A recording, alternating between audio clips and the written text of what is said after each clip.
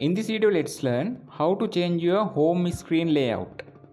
You can see now this my mobile home screen layout. We can open applications like this. Let's see how to change this layout. Go to mobile settings.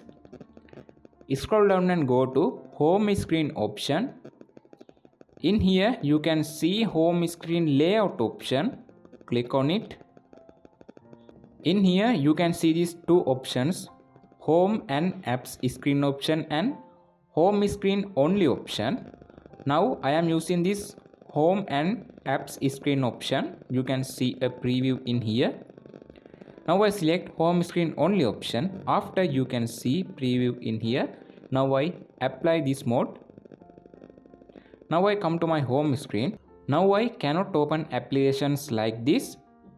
All applications arrange like this on home screen only.